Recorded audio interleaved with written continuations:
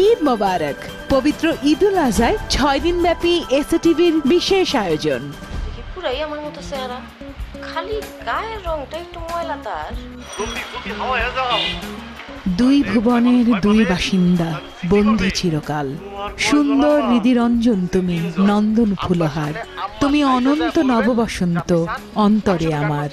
বন্ধু রহ পাশে চিরকাল।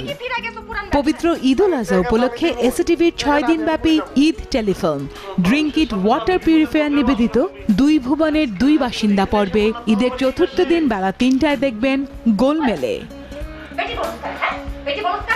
আপনার মাথায় বুদ্ধি ভালোই আছে, খালি কাজে লাগাই না।